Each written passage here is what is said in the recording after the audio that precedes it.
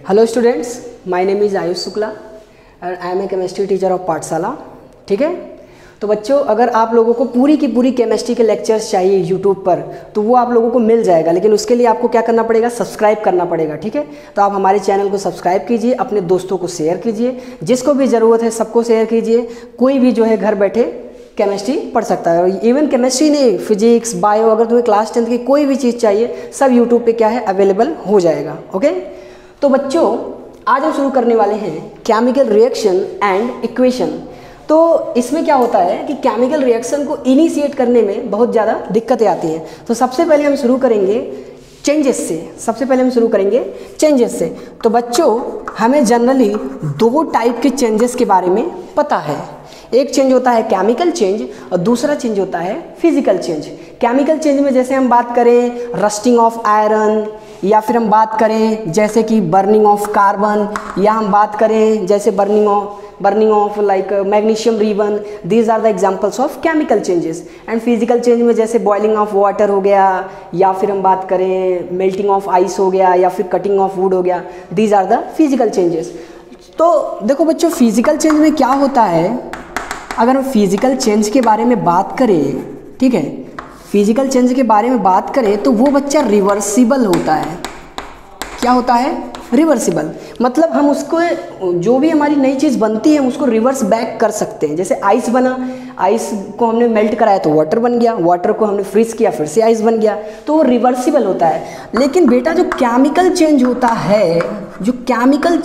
है बेसिकली वो इर्रिवर्सिबल होता है। क्या होता है? इर्रिवर्सिबल। जैसे आयरन है तो आयरन देखने में बड़ा अच्छा लगता है, लेकिन रस्टिंग हो गई, ओह रेड और ब्राउन कलर आ गया, तो क्या हम रिवर्स बैक कर सकते? कभी नहीं कर सकते। या फिर मैं बात करूँ तो हमारे पास मिल्क था और मिल्क किस में कन्वर्ट हो गया? कर्ड में कन्वर्ट हो गया, दही में कन्वर्ट हो गया, क्या हम इसे रिवर्स बैक कर सकते हैं? कभी नहीं। या मान लो तुम्हारे पास कोयला था, तुमने कोयले को जला दिया, कार्बन को जला दिया, कार्बन डाइऑक्साइड बन गया और कुछ राख बन गया, तो क्या हम उसे रिवर्स बैक कर सकते हैं? नहीं। तो केमिकल चेंजेस क्या होते हैं? रिवर्सिबल चेंजेस होते हैं। जैसे यहाँ पे मैं कुछ एग्जांपल लिखना चाहूँगा, like burning of carbon. Okay, यहाँ पे एक एग्जांपल और लिखना चाहूँगा, रस्टिंग ऑफ आयरन। ओके, यहाँ पे एक और एग्जांपल लिखना चाहूँगा, लाइक लिख लेता हूँ फॉर्मेशन ऑफ कर्ड। और मुझे पता है बच्चों तुम लोगों को बहुत सारे एग्जांपल केमिकल चेंजेस के बारे में पता है और बहुत सारे एग्जांपल तुम्हें फिजिकल चेंजेस के बारे में पता है, लेकिन इस चैप्टर में इसकी क्या ज़रूरत है वो मैं अब बताने वाला हूँ। एक मैं और एग्जांपल लिख दूँ, बॉइलिंग ऑफ वाटर। तो बेसिकली बेटा हमें फिजिकल चेंज के बारे में नहीं पढ़ना है, हमें पढ़ना है केमिकल चेंज के बारे में। हमें डिटेल एक्सप्लेनेशन पढ़ना है किसके? केमिकल चेंज के बारे में। जैसे हम स्टार्ट करते हैं बर्निंग ऑफ कार्बन से। जैसे कार्बन जल रहा था तो कार्बन कुछ अलग था, जलने के बाद क्या बन गया? राख बन गया। तो एक काम करना, एक तरफ कार्बन को रखना और एक तरफ जले हुए कार्बन को रखना, जरा उनकी केमिकल टेस्टिंग करना, क्या जो राख बचती है क्या वही उसकी प्रॉपर्टी वही होती है जो कार्बन की होती है? कभी नहीं। अच्छा मान लो एक तरफ मिल्क रखो और दूसरे तरफ उसी मिल्क को कर्ड में कन्वर्ट कर दो, दूसरे मिल्क को, ठीक है। अब जरा मिल्क की टेस्टिंग करना और कर्ड की टेस्टिंग करना, दोनों सेम आएंगे? डिफरेंट आएंगे। या मैं बात करूं आयरन, एक आयरन यहाँ रखो घर के अंदर और एक आयरन बाहर रखो घर के बाहर, कुछ दिन बाद जाके देखो तो उस पर ब्राउन कलर की क्या आ जाएगी? कुछ ब्राउन कलर का कुछ पाउडर फॉर्म में क्या हो जाएगा? इकट्ठा हो जाएगा। जरा बताना कि वो जो आयरन रहता है और जो पाउडर फॉर्म रहता है वो दोनों सेम है कि different?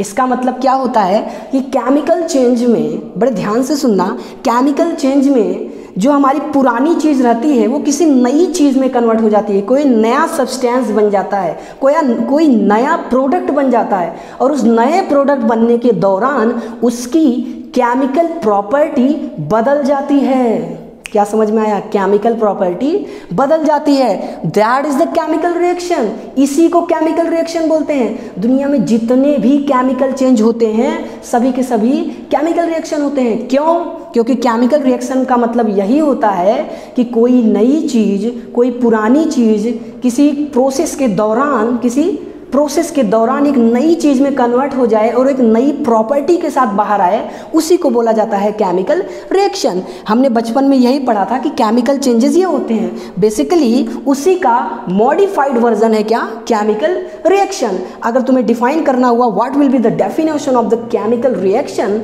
It will be the process in which the substance converted into the new product or new substance with a different properties is called chemical reaction। तो यहाँ मैं लिख रहा हूँ केमिकल रिएक्शन का डेफिनेशन, देखो। ओके, तो बच्चों ये रहा केमिकल रिएक्शन का डेफिनेशन। जरा ध्यान से देखना, the process in which new substance with new properties are formed by one or more substance is called a chemical reaction. तो बड़े ध्यान से सुनना, इसमें लिखा हुआ है, मैं यहाँ अंडरलाइन करना चाहता हूँ कुछ स्टेटमेंट पे। यहाँ लिखा है new substance with new properties. हमें इस बात पे फोकस करना है भाई, सीधी सी बात है। कार्बन था, कार्बन को तुमने जलाया, बन गया कार्बन डाइऑक्साइड और कुछ राख बन गया। तो वो जो नई चीज़ बनी है यहाँ पे वही बात चल रहा है, न्यू सब्सटेंस, और उसकी प्रॉपर्टी भी क्या होती है, डिफरेंट। फिर से दूसरा एग्जांपल दूँ, आयरन था तो आयरन पुरानी चीज़ थी, लेकिन रस्टिंग होने के बाद जो नई चीज़ बनी वो हमारा क्या हो गया, न्यू सब्सटेंस। और रस्टिंग ऑफ आयरन की प्रॉपर्टी जो होती है वो डिफरेंट होती है किससे, आयरन से। तो बेसिकली ये केमिकल चेंज का एक मॉडिफाइड वर्जन है केमिकल रिएक्शन, जिसमें हम ये पढ़ते हैं कि एक ऐसा प्रोसेस जिस प्रोसेस के दौरान कोई भी नया सब्सटेंस बन रहा है, साथ ही साथ उसकी प्रॉपर्टी भी डिफरेंट है। कहाँ से, by one or more substance, किसी दूसरे सब्सटेंस आपस में रिएक्ट करने के बाद एक नई चीज़ बन रही है, that is known as chemical reaction. जैसे मैं कुछ एग्जाम्पल लिखूंगा, कुछ other example like digestion of food, digestion of food. दूसरा, या तुम बोल सकते हो कि खाना था, तुमने आलू काटा, चावल काटा और चावल लिया और सब्जी लिया, काटा, उसका नई चीज़ बनाई, तो कुकिंग ऑफ फूड। क्या कभी ऐसा हुआ कि मतलब खाना खाने का मन नहीं हो रहा है, चलो रिवर्स बैक करते हैं और फिर से आलू अलग कर देते हैं और नमक अलग कर देते हैं, इट इज इम्पॉसिबल केस।